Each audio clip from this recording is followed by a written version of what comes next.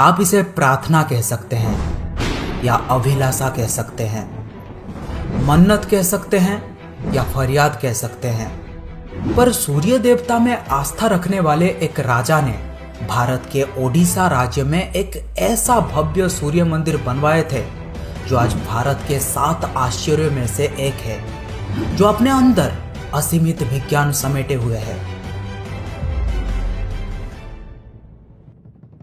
श्री भारतवर्ष, जिसे दुनिया कभी विश्व गुरु के नाम से भी जानती थी, उसी भारतवर्ष में एक महत्वपूर्ण राज्य है ओडिशा।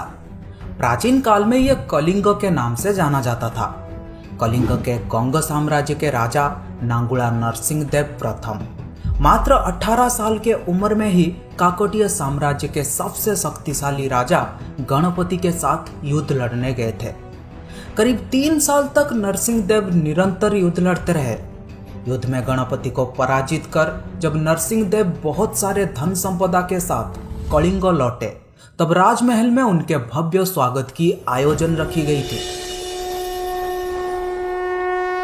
राजमाता कस्तूरी देवी पुत्र नरसिंहदेव की वीरता से अत्यंत प्रसन्न हुई और पुत्र के सम्मुख अपने भावनाओं को प्रकाशित करके कहा, तुम्हारे पिता शंख क्षेत्र पुरी में भगवान जगन्नाथ का भव्य मंदिर बनवाए हैं, पर मैं चाहती हूं तुम अर्क क्षेत्र कोणार्क में उससे भी भव्य और विशाल सूर्य मंदिर बनवाओ।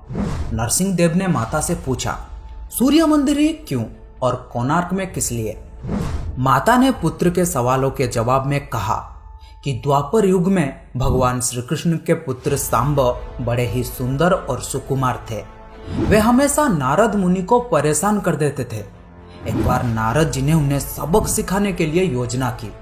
नारद जी ने सांबो के सुंदर शरीर की तारीफ करते हुए उन्हें गोपियों के साथ जल क्रीड़ा करने को उकसाया।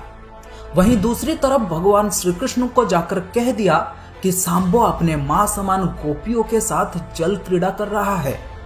ये बात सुनकर भगवान श्री कृष्ण अत्यंत क्रोधित हो उठे और तुरंत अपने बेटे सांब को श्राप देते हुए कहा कि जिस सुंदर शरीर के लिए तुम्हारा इतना गुरूर है वो अभी नष्ट हो जाएगा। सांब को कुष्ठ रोग हो जाता है। सांब राजमहल में लौट आते हैं और माता जम्मूमती को जब यह पता चलता है कि पिता श्री कृष्ण की श्राप की वजह से पुत्र की यह दुर्दशा हुई है, तो सभी रानियां क्रोधित हो जाती हैं। आखिर में नारद जी को बुलाया जाता है। नारद जी ने रोग निवारण का उपाय बाहर किया और कहा कि सूर्य की पहली किरण उड्र देश के कोण में पड़ता है, जो कोणार्क के नाम से जाना जाता है। शाम को अभी जाकर सूर्य देव की आराधना करनी होगी, तभी जाकर सांब इस श्राप से मुक्ति पा सकेंगे।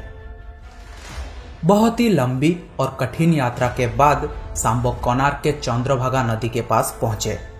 अन्न जल त्याग कर 12 साल कठिन तपस्या करने के बाद सूर्यदेव प्रसन्न होकर प्रकट हुए और सांब को रोग मुक्त होने का वरदान दिया।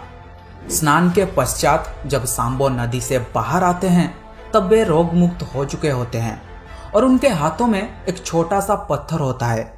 उनके सुंदर और सुकुमार शरीर को देखकर सभी अनुचर और सेवक अत्यंत प्रसन्न थे। सांबो ने उस पत्थर को वहीं स्थापित करके एक छोटा सा मंदिर बनवाया, पर जब उन्हें पता चला कि सूर्य पूजा की विधि विधान यहाँ पर किसी को भी पता नहीं है, तब वे चिंतित हो गए और फिर से सूर्यदेव की ध्यान में बैठे। सूर्यदेव पुनर्प्रकट हुए और सांबो के पूछने पर बताए कि दूर पश्चिम के साक्य देश के मागा ब्राह्मण सूर्य पूजा की विधि विधान जानते हैं। ये बात सुनते ही सांबो साक्य देश की ओर निकल पड़े, जो आज का ईरान है। महीनों की लंबी यात्रा के बाद सांबो 18 मागा ब्राह्मण परिवारों को साथ लेकर कोणार्क लौटे और सूर्य मंदिर में पूजा शुरू हो जाती है। राजमाता कस्तूरी देवी नरसिंहदेव को बतलाते हैं कि विवाह के कई सालों तक जब मैं निसंतान थी, तब मैंने भी उस सूर्य मंदिर में पूजा अर्चना की और तुम मुझे पुत्र के रूप में प्राप्त हुए। माता की बात सुनकर नरसिंहदेव मां को कोणार्क में संसार का सबसे भव्य और विशाल सूर्य मंदिर बनवाने का वचन दिया।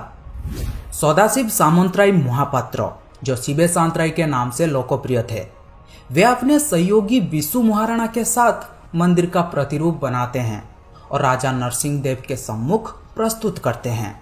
नरसिंह देव मंदिर का प्रतिरूप देखकर अभिभूत हो जाते हैं और शीघ्र मंदिर निर्माण कार्य आरंभ करने का आदेश देते हैं। दूर दूर से बड़े बड़े पत्थर लाए गए। मंदिर निर्माण कार्य तेजी से होने लगा। 1200 कारीगरों ने मिलकर 12 साल में एक भव्य मंदिर बनवाए, पर लाख कोशिशों के बाद भी उस विशाल मंदिर के गुंबद पर एक कलश स्थापित नहीं हो पा रहा था, जो किसी चुंबकीय पदार्थ से बना हुआ था। वहीं दूसरी तरफ राजा नरसिंह देव ने आदेश दिया कि कल रात्रि काल तक अगर कलश स्थापित नहीं हुआ तो सभी कारीगरों के सर धड़ से अलग कर दिए जाएंगे। ये बात सुनकर सभी शिल्पीकार गहरी सोच में डूब जाते हैं। आखिर करे तो करे क्या।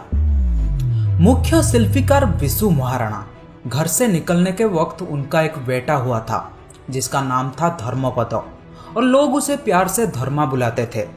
धर्मा सूर्य मंदिर के प्रतिरूप पर कलश बिठाकर प्रसन्न होता है और पिता को दिखाने के लिए माँ के पास जिद करता है। माँ अपने बागीचे के कुछ फल एक पोटली में बांध कर देती है और कहती है, अपने कुत्ते बोड़िया को साथ लेकर कोणार्क जाओ। धर्मपद कोणार्क पहुंचता है। बोड़िया अपने मालिक को पहचान जाता है और उनसे जाकर लिपट जाता है। धर्मा अपने पिता को प्रणाम करता है और अपना परिचय देता है। सभी कारीगरों को चिंता में देखकर धर्मा इसका कारण पूछता है। कारण जानकर धर्मा अपने पिता से कहता है, आप आज्ञा देंगे तो मैं मंदिर के गुंबद पर कलश बिठा सकता हूँ। शिवई सांतराय धर्मपद को अनुमति दे देते हैं। धर्मा गुंबद पर चढ़ जाता है और कुछ समय के प्रयत्न के पश्चात वो कलश स्थापित करने में सफल हो जाता है। गुंबद पर कलश स्थापित होते ही सूर्यदेव की भव्य प्रतिमा चुंबक के प्रभाव से हवा में झूलने लगती है। ये देखकर सभी कारीगर बहुत खुश होते हैं, पर कुछ कारीगर इस बात का खुलकर विरोध किया और कहा कि कल जब राजा को यह पता चलेगा कि जो काम 1200 कारीगर मिलकर नहीं कर पाए वो काम एक 12 साल के लड़के ने कर दिखाया, तो राजा हम सभी को मृत्युदंड देंगे। ये बात सुनकर धर्मा ने सोचा, मेरी जिंदगी से ज्यादा मूल्यवान है 1200 कारीगरों की जिंदगी। धर्मपद ने अपने पिता को समझाया और गुंबद पर चढ़ के नीचे समुद्र में कूद गया। इसके कुछ समय पश्चात राजा नरसिंह देव मंदिर के सम्मुख उपस्थित हुए। सूर्यदेव की भव्य प्रतिमा को हवा में झूलता हुआ देखकर नरसिंह देव अत्यंत प्रसन्न हुए और शिवई सांतराय की तारीफ करते थके नहीं। राजा नरसिंह देव ने घोषणा किया कि माघ शुक्ल सप्तमी के दिन मंदिर का प्राण प्रतिष्ठा संपन्न किया जाएगा। पर शिवई सांतराय ने कहा, राजन, तिथि तो अच्छा है, पर मंदिर की प्राण प्रतिष्ठा के लिए यह सही समय नहीं है। पर राजा नरसिंह देव अपने जिद में अड़े रहे और उसी तिथि में मंदिर का प्राण प्रतिष्ठा किया जाएगा घोषणा कर दिया गया और शिवई सांतराय वाद विवाद ना करते हुए वहां से चले जाते हैं। निर्धारित तिथि में मंदिर का प्राण प्रतिष्ठा संपन्न हुआ, पर बहुत जल्द ही इस मंदिर में कुछ रहस्यमयी घटना होने लगी।